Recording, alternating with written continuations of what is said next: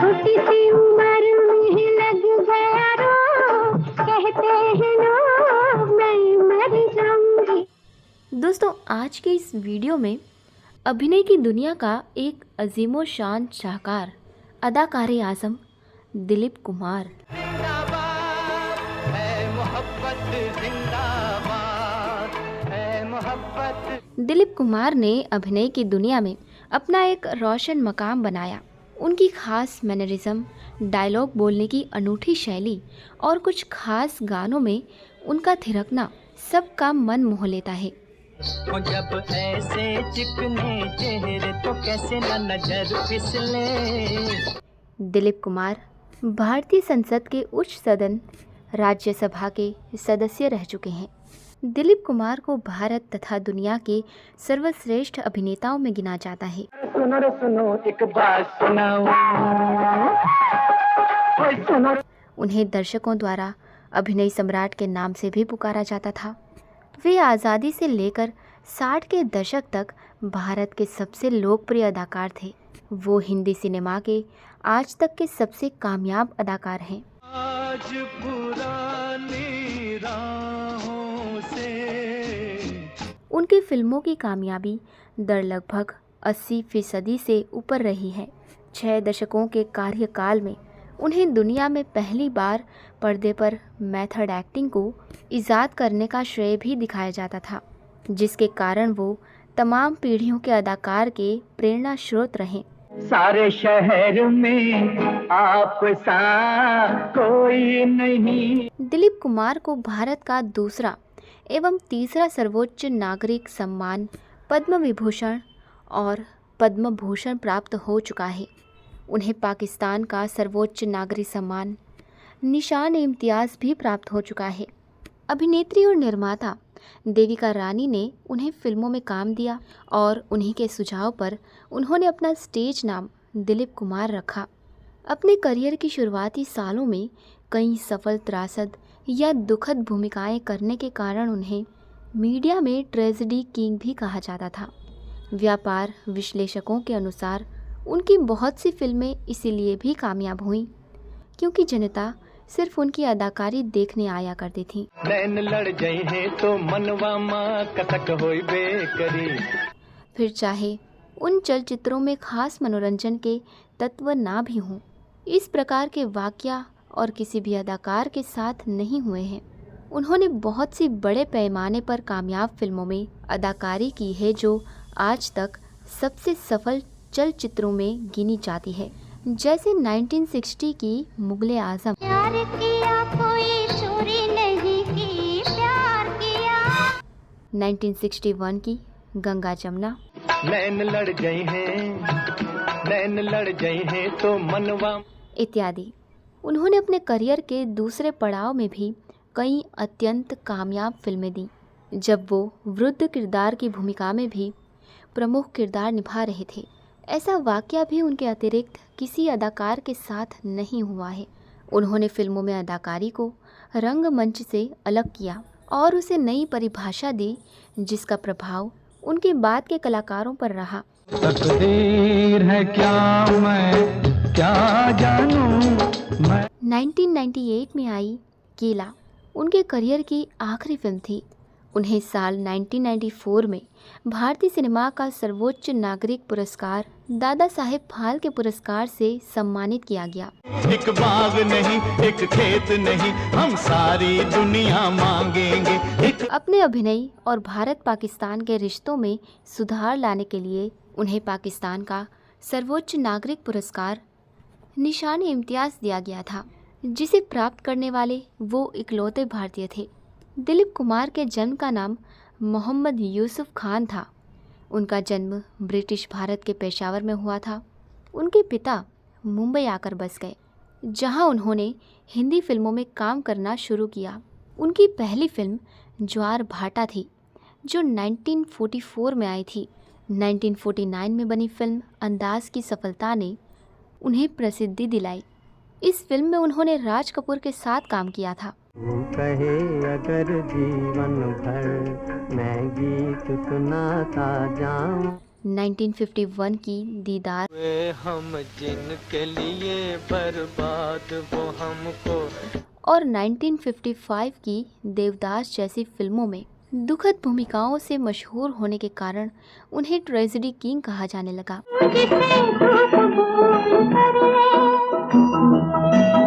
1960 की मुगल आजम में उन्होंने मुगल राजकुमार जहांगीर की भूमिका निभाई थी। ये फिल्म पहले श्वेत और श्याम थी और साल 2004 में रंगीन बनाई गई।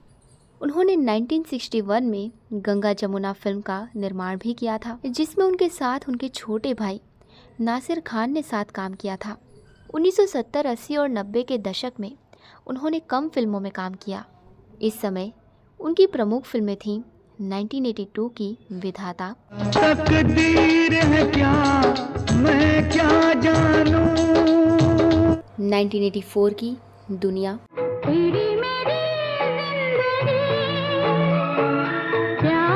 1986 की कर्मा, दिल दिया है जाप देंगे, 1990 की इज्जतदार और 1991 की सौदागर। उन्होंने रमेश शिप्पी की फिल्म शक्ति में अमिताभ बच्चन के साथ काम किया। इस फिल्म के लिए उन्हें फिल्म फेयर पुरस्कार भी मिला। मांगी थी एक दुआ जो कबूल हो गई। दिलीप कुमार की पहली फिल्म आई थी ज्वार भट्टा, जिस पर किसी का ध्यान नहीं गया। 2 और असफल फिल्मों के बाद ये उनकी चौथी फिल्म 1947 की जुगनू थी, जिसमें उन्होंने नूरजहां के साथ अभिनय किया था, जो बॉक्स ऑफिस पर उनकी पहली बड़ी हिट फिल्म बन गई। उनकी अगली प्रमुख हिट 1948 की फिल्में शहीद और मेला थीं। जुगनू और शहीद दोनों अपने अपने रिलीज़ के साल की सबसे ज़्यादा कमाई करने वाली हिंदी फिल्में थीं। उन्हें 1949 में महबूब खान की अंदाज के साथ एक अभिनेता के रूप में उन्हें सफल भूमिका मिली, जिसमें उन्होंने राज कपूर और नरगिस के साथ अभिनय किया था। अपने रिलीज़ के समय फिल्म अंदाज भी तब तक की सबसे अधिक कमाई करने वाली भारतीय फिल्म थी, जब तक कि उसी साल राज कपूर की बरसात ने इसका रिकॉर्ड नहीं तोड़ा। शबनम बॉक्स ऑफिस पर एक और हिट थी, जिसे 1949 में भी रिलीज़ किया गया था। दिलीप कुमार ने 1950 के दशक में 1950 की जोगन, बाबुल, 1951 की दीदार, तराना, 1952 की दाग, 1954 की अमर, 1955 की उड़न खटोला, इंसानियत, देवदास, 1957 नया दौर, 1958 यहूदी, मधुमती और 1959 की पैगाम जैसी कई बॉक्स ऑफिस हिट फिल्मों में प्रमुख भूमिकाएं निभाईं। इसमें से कई फिल्मों ने ट्रेजेडी किंग के रूप में उनकी स्क्रीन छवि स्थापित की। कई दुखद भूमिकाएं निभाने के कारण दिलीप कुमार को कुछ समय के लिए अवसाद का सामना करना पड़ा और अपने मनोचिकित्सक की सलाह पर उन्होंने हल्की फुल्की भूमिकाएं भी निभाईं। महबूब खान के बड़े बजट की फिल्म आन ने टेक्निकलर में शूट की जाने वाली उनकी पहली फिल्म थी, जिसे लंदन में भव्य प्रीमियर के साथ पूरे यूरोप में व्यापक रूप से प्रदर्शित किया गया था। आन उस समय घरेलू स्तर पर और विदेशों में सबसे अधिक कमाई करने वाली भारतीय फिल्म थी। मान मेरा एहसान अरे नादान के मैंने तुझसे किया है प्यार।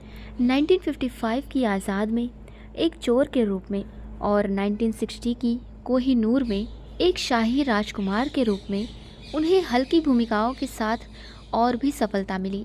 इस समय तक उन्होंने अपने पात्रों द्वारा बोली जाने वाली पंक्तियों को असंख्य भाव और अर्थ देते हुए अपने संवादों को गुनगुनाने की अपनी विशिष्ट शैली विकसित कर ली थी। वो फिल्म फेयर सर्वश्रेष्ठ अभिनेता पुरस्कार जीतने वाले पहले अभिनेता थे और उन्होंने इसे 7 बार जीता। उन्होंने वैजंती माला, मधुबाला, नरगिस, नीमी, मीना कुमारी और कामिनी कौशल सहित कई शीर्ष अभिनेत्रियों के साथ लोकप्रिय ऑन स्क्रीन जोड़ी बनाई।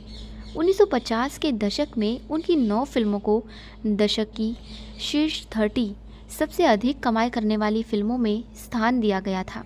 1960 के दशक में उन्होंने के आशिफ की बड़े बजट की ऐतिहासिक फिल्म मुगल आजम में शहजादा सलीम की भूमिका निभाई, जो 15 सालों तक भारतीय फिल्म इतिहास में सबसे अधिक कमाई करने वाली फिल्म थी, जब तक कि 1975 की फिल्म शोले ने इसे पीछे नहीं छोड़ दिया। यदि मुद्रास्फीति के लिए समायोजित किया जाता है तो मुगल आजम 2010 के दशक की शुरुआत में सबसे अधिक कमाई करने वाली भारतीय फिल्म थी। फिल्म को मूल रूप से ब्लैक एंड वाइट में शूट किया गया था, जिसमें केवल 2 गाने और क्लाइमैक्स के दृश्य रंगीन थे। इसकी मूल रिलीज़ के बाद यानी साल 2004 में इसे पूरी तरह से रंगीन और नाटकीय रूप से फिर से रिलीज़ किया गया और एक बार फिर बॉक्स ऑफिस पर सफल रही। दिलीप कुमार ने अपनी प्रोडक्शन कंपनी सिटीजन्स के तहत फिल्म का निर्माण किया और ये उनके द्वारा निर्मित एकमात्र फिल्म थी। फिल्म को हिंदी में दूसरी सर्वश्रेष्ठ फीचर फिल्म के लिए राष्ट्रीय फिल्म पुरस्कार, बॉस्टन इंटरनेशनल फिल्म फेस्टिवल में पोल रेवरे सिल्वर बाउल, प्राग में चेकोस्लोवाक कला अकादमी से विशेष सम्मान डिप्लोमा और कार्लोवी वेर इंटरनेशनल फिल्म महोत्सव में विशेष पुरस्कार मिला। 1962 में ब्रिटिश निर्देशक डेविड लिन ने उन्हें अपनी फिल्म लॉरेंस ऑफ अरेबिया में शरीफ अली की भूमिका पेशकश की थी, लेकिन दिलीप कुमार ने फिल्म में प्रदर्शन करने से इनकार कर दिया। भूमिका अंततः मिस्र के अभिनेता उमर शरीफ के पास गई। दिलीप कुमार ने अपनी बहुत बाद में जारी आत्मकथा की टिप्पणी की। उन्हें लगा कि उमर शरीफ ने इस भूमिका को उनसे कहीं बेहतर तरीके से निभाया है जो वो खुद कर सकते थे। परियोजना रद्द होने से पहले दिलीप कुमार को एक फिल्म में एलिजाबेथ टेलर के साथ एक प्रमुख भूमिका के लिए भी विचार किया जा रहा था, जिस पर लीन काम कर रहे थे। उनकी अगली फिल्म 1964 की लीडर बॉक्स ऑफिस पर औसत से कम कमाई करने वाली थी। दिलचस्प बात यह है कि इस फिल्म की कहानी लिखने का श्रेय भी दिलीप कुमार को ही दिया गया था। उनकी अगली फिल्म दिल दिया दर्द लिया, जो 1966 की थी, जिसमें उनके साथ वहीदा रहमान थी। 1967 में दिलीप कुमार ने हिट फिल्म राम और श्याम में जन्म के समय अलग हुए जुड़वा बच्चों की दोहरी भूमिका निभाई।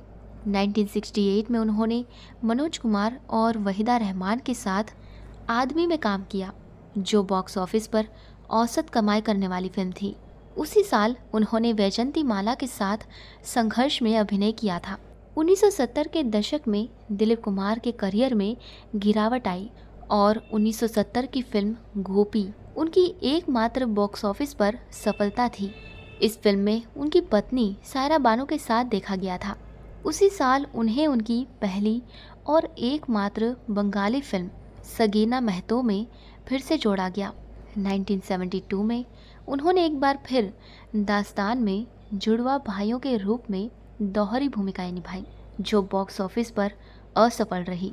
सगीना महतो का एक हिंदी रीमेक, जिसका शीर्षक सगीना था, 1974 में उन्हीं कलाकारों के साथ बनाई गई थी जिन्होंने अपनी भूमिकाओं को दोहराया था।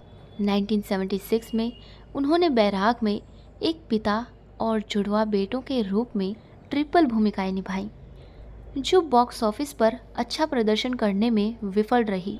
उन्होंने व्यक्तिगत रूप से एमजे रामचंद्रन के प्रदर्शन को एंगाविट्टू पिल्लई में राम और श्याम से उनकी भूमिका से बेहतर माना। वो बैराग में अपने प्रदर्शन को राम और श्याम की तुलना में बहुत अधिक मानते थे। हालांकि बैराग और गोपी में उनके प्रदर्शन को समीक्षकों द्वारा सराहा गया, लेकिन उन्होंने 70 और 80 के दशक तक अभिनेता राजेश खन्ना और संजीव कुमार के लिए प्रमुख भूमिकाओं में अभिनय करने के लिए कई फिल्म प्रस्ताव खो दिए। उन्होंने 1976 से लेकर 1981 तक फिल्मों से 5 साल का अंतराल लिया था। 1981 में उन्होंने एक चरित्र अभिनेता के रूप में परिपक्व बुजुर्ग भूमिकाएं निभाते हुए फिल्मों में वापसी की। उनकी वापसी वाली फिल्म स्टार जड़ित ऐतिहासिक महाकाव्य क्रांति थी, जो साल की सबसे बड़ी हिट थी। मनोज कुमार, शशि कपूर, हेमा मालिनी और शत्रुघ्न सिन्हा सहित कलाकारों की टुकड़ी के साथ दिखाई देने पर उन्होंने ब्रिटिश शासन में भारत की स्वतंत्रता के लिए एक क्रांतिकारी लड़ाई के रूप में शीर्षक भूमिका निभाई। क्रांति के बाद के चरण में दिलीप कुमार ने 1982 में विधाता, शक्ति, 1984 में दुनिया आदि जैसी फिल्मों की एक श्रृंखला में एंग्री ओल्ड मैन की भूमिका निभाने के लिए खुद को फिर से मजबूत किया। 1982 में उन्होंने विधाता के साथ पहली बार निर्देशक सुभाष घई के साथ काम किया, जिसमें उन्होंने संजय दत्त, संजीव कुमार और शम्मी कपूर के साथ अभिनय किया। विधाता साल की सबसे ज़्यादा कमाई करने वाली फिल्म थी। उस साल बाद में उन्होंने रमेश सिप्पी की शक्ति में अमिताभ बच्चन के साथ अभिनय किया, जो बॉक्स ऑफिस पर औसत कमाई करने वाली थी, लेकिन उन्हें समीक्षकों की प्रशंसा मिली और सर्वश्रेष्ठ अभिनेता के लिए उनका 8वां और अंतिम फिल्मफेयर पुरस्कार मिला। 1984 में उन्होंने अनिल कपूर के साथ यश चोपड़ा की मशाल में अभिनय किया, जो बॉक्स ऑफिस पर विफल रही। वो 1984 की दुनिया में ऋषि कपूर और 1986 की धर्म अधिकारी में जितेंद्र के साथ भी दिखाई दिए। सुभाष घई की एक्शन फिल्म कर्मा अभिनेत्री नूतन के साथ पहली बार देखा गया। हालांकि उन्हें 1950 के दशक में शिकवा नामक एक अधूरी फिल्म में भी छोड़ा गया था। उन्होंने 1989 की फिल्म एक्शन में कानून अपना अपना में फिर से नूतन के साथ अभिनय किया, जिसमें संजय दत्त भी नजर आए थे। 1990 में उन्होंने एक्शन थ्रिलर इज्जतदार में गोविंदा के साथ सह अभिनय किया। 1991 में दिलीप कुमार ने सौदागर में साथ ही दिग्गज अभिनेता राजकुमार के साथ अभिनय किया। निर्देशक सुभाष घई के साथ उनकी तीसरी और आखिरी फिल्म थी। 1959 में आई पैगाम के बाद राजकुमार के साथ ये उनकी दूसरी फिल्म थी। सौदागर दिलीप कुमार की आखिरी सफल फिल्म थी। 1994 में उन्होंने फिल्मों में उनके योगदान के लिए film fair life time achievement award जीता। 1991 में निर्माता सुधाकर बोकाडे, जिन्होंने पहले इज्जतदार में दिलीप कुमार के साथ काम किया था, उन्होंने कलिंग नामक एक फिल्म की घोषणा की, जो दिलीप कुमार के निर्देशन की पहली फिल्म होगी। जब उन्होंने कथित तौर पर गंगा जमुना और दिल दिया दर्द लिया का निर्देशन किया था, उसमें दिलीप कुमार को राज बब्बर, राज किरण, अमितोष मान और मीनाक्षी शेषाद्री सहित कलाकारों के साथ शीर्षक भूमिका में अभिनय करने के लिए भी तैयार किया गया था। कई सालों तक विलंबित रहने के बाद कलिंग को अंततः 1996 में बंद कर दिया गया और 70% फिल्मांकन पूरा हो गया। 1998 में दिलीप कुमार ने बॉक्स ऑफिस पर फ्लॉप कीला में अपनी आखिरी फिल्म प्रदर्शित की, जहां उन्होंने एक दुष्ट जमींदार के रूप में दोहरी भूमिका निभाई, जिसकी हत्या कर दी गई, और उसके जुड़वा भाई के रूप में जो उसकी मौत के रहस्य को सुलझाने की कोशिश करता है। 2001 में दिलीप कुमार अजय देवगन और प्रियंका चोपड़ा के साथ असर द इम्पैक्ट नामक फिल्म में दिखाई देने वाले थे, जिसे दिलीप कुमार के गिरते स्वास्थ्य के कारण स्थगित कर दिया गया था। वो अमिताभ बच्चन और शाहरुख खान के साथ सुभाष घई की युद्ध फिल्म मदरलैंड में भी दिखाई देने वाले थे, लेकिन शाहरुख खान द्वारा इस परियोजना को छोड़ने का फैसला करने के बाद इस फिल्म को भी बंद कर दिया गया था। आपको बता दें कि फिल्म तराना की शूटिंग के दौरान दिलीप कुमार को मधुबाला से प्यार हो गया था। वो 7 साल तक रिश्ते में रहे, लेकिन नया दौर अदालत के मामले में दिलीप कुमार ने मधुबाला और उनके पिता के खिलाफ गवाही दी थी, जिससे उनका रिश्ता खत्म हो गया। मुगले आजम के बाद इन्होंने फिर कभी एक साथ काम नहीं किया। दिलीप कुमार ने अभिनेत्री सायरा बानो से 1966 में शादी की थी। दरअसल सायरा बानो तो बचपन से ही अपने पसंदीदा अभिनेता दिलीप कुमार से शादी करना चाहती थी। शादी के समय दिलीप कुमार 44 साल और सायरा बानो 22 साल की थी। 7 जुलाई 1921 दिलीप कुमार ने मुंबई के हिंदुजा अस्पताल में सुबह करीब 7:30 बजे लंबी बीमारी के बाद इस दुनिया को अलविदा कह गए। वो टेस्टिकुलर कैंसर और फुफ्फुस बहाव के अलावा कई उम्र से संबंधित बीमारियों से पीड़ित थे।